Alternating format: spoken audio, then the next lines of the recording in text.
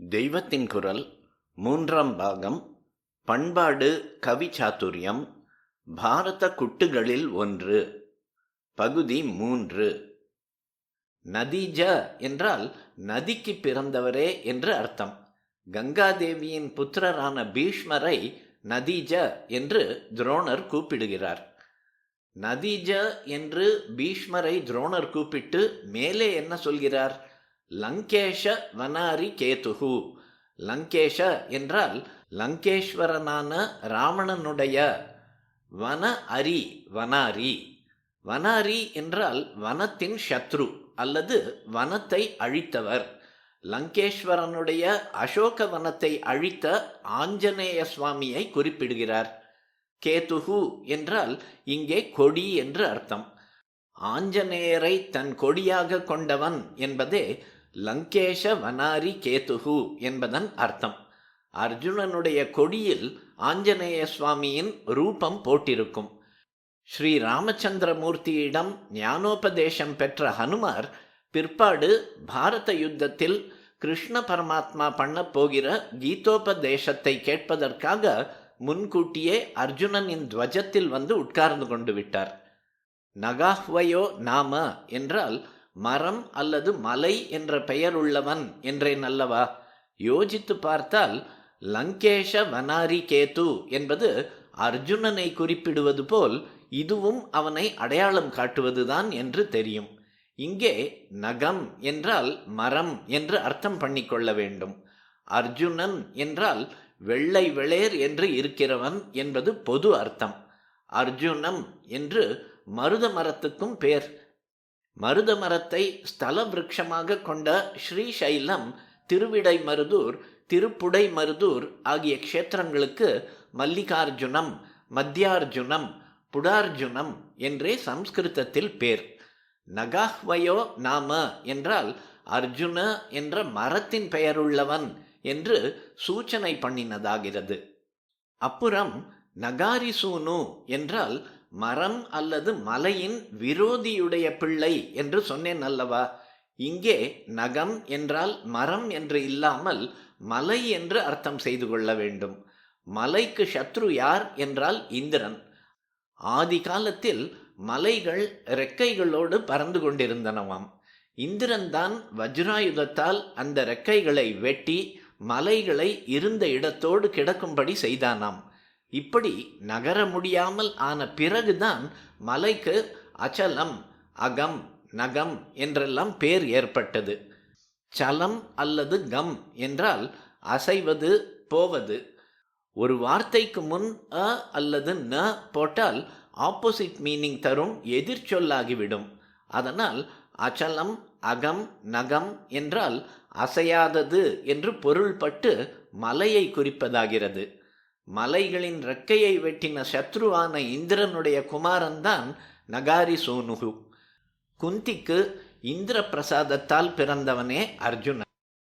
ஏஷ அங்கனா வேஷதர கிரீட்டி என்பதற்கு மேலெழுந்தவாரியாக பார்த்து கிரீட்டம் வைத்து கொண்டிருக்கிற இந்த பெண் வேஷதாரி என்று அர்த்தம் சொன்னது சரியில்லை.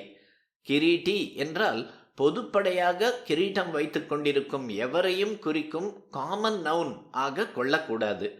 அப்படி கொண்டால்தான் பிருகன்னலை கிரீட்டமே வைத்து கொள்ளவில்லையே, எப்படி கிரீட்டி என்று சொல்லலாம் என்ற கேள்வி வருகிறது. அதனால் இங்கே கிரீட்டி என்பதை ஒரு ஆசாமியை மட்டும் குறிப்பிடும் ப்ராப்பர் நவுனாக கொள்ள வேண்டும். அர்ஜுனனுக்குத்தான் கிரீட்டி என்றே ஒரு சிறப்பு பெயர் உண்டு. அவனுடைய வீரத்தை மெச்சி இந்திரனே முடிசூட்டி கிரீட்டி என்ற டைட்டிலையும் கொடுத்தான். கிரீட்டி என்பதை அர்ஜுனன் என்று புரிந்து கொண்டு விட்டால் அவன்தான் பெண் வேஷம் போட்டுக்கொண்டு விராட்ட ராஜகுமாரனுக்கு சாரத்தியம் செய்கிறவன், ஹனுமாரை கொடியாக கொண்டவன், அர்ஜுன விருட்சத்தின் பேர் படைத்தவன், மலைகளின் சிறகை வெட்டின இந்திரனுடைய புத்திரன் என்றெல்லாம் தெளிவாகி விடுகிறது. கடைசியில் மட்டும் இன்னும் தெளிவாகவில்லை. ஜித்வா வயம் நேஷ்யதி சாத்திய காவக என்றுதானே கடைசியில் ஸ்லோகம் முடிகிறது.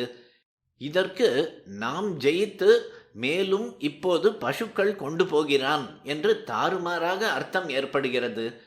இதையும் நன்றாக ஆலோசனை பண்ணி ஸ்லோகத்தின் ஆரம்பத்தில் செய்தது போலவே வேறு வேறு தினசில் பத விபாகம் பண்ண வேண்டும்.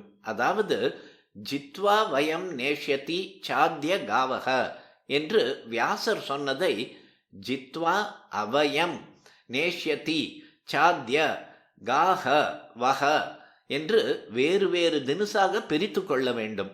இப்படி பண்ணிக்கொண்டால் ஏற்படுகிற அர்த்தம், கிரீட்டியான இந்த அர்ஜுனன் ச அத்ய மேலும் இப்போது எம் எவனை, அதாவது துரியோதனனை, ஜித்வா ஜெயித்து, வஹ உங்களுடைய, காஹ பசுக்களை, நேஷ்யதி ஓட்டி போகப் போகிறானோ, தம் அவனை, அதாவது அந்த துரியோதனனை, எம் எவனை என்று முதலில் வந்தால் பிற்பாடு தம் அவனை என்று நாமாக வருவித்து கொள்ள இலக்கணம் இடம் கொடுக்கிறது. அவ காப்பாற்றுங்கள். அதாவது ஸ்லோகத்தின் முழு ரூபத்துக்கும் ஏற்படுகிற அர்த்தம் என்னவென்றால், துரோணாச்சாரியார் பீஷ்மாச்சாரியாரிடம் சொல்கிறார், கங்கா நதியின் புத்திரரே, ராவணனின் அசோகவனத்தை அழித்த ஆஞ்சநேய சுவாமியை கொடியில் கொண்டவனும் அர்ஜுன மர பெயருள்ளவனும் மலையின் சத்ருவான இந்திரனுக்கு புத்திரனும் ஸ்திரீ வேஷதாரியுமான இந்த கிரீட்டியாகிய அர்ஜுனன் இப்போது எந்த துரியோதனனை மேலும் ஜெயித்து நீங்கள் பிடித்துள்ள பசுக்களை மீட்டு ஓட்டிக்கொண்டு போக வந்திருக்கிறானோ அந்த துரியோதனனை ரட்சியுங்கள் என்பதாகும். நாம் இத்தனை நாழி மண்டையை உடைத்து கொண்டாலே புரிகிற அர்த்தம் பீஷ்மருக்கு உடனே புரிந்துவிட்டது. ஏனென்றால் அவர் புத்திமான். நைஷ்டிக பிரம்மச்சரியத்தால் அவருக்கு அபார புத்தி தீக்ஷண்யம் இருந்தது. பிள்ளையார், ஆஞ்சநேயர், பீஷ்மாச்சாரியார் என்று 3 சுத்த பிரம்மச்சாரிகளை நினைக்கிற புண்ணியம் இப்போது நமக்கு கிடைத்திருக்கிறது. இந்த மாதிரி அநேக குட்டுக்களை அனாயாசமாக உடைத்து கொண்டே பாரதத்தை எழுதி பாரத தேசத்துக்கு உபகரித்தவர் விநாயகர். குட்டை உடைத்தவருக்கு நெற்றியில் குட்டிக் கொள்கிறோம்.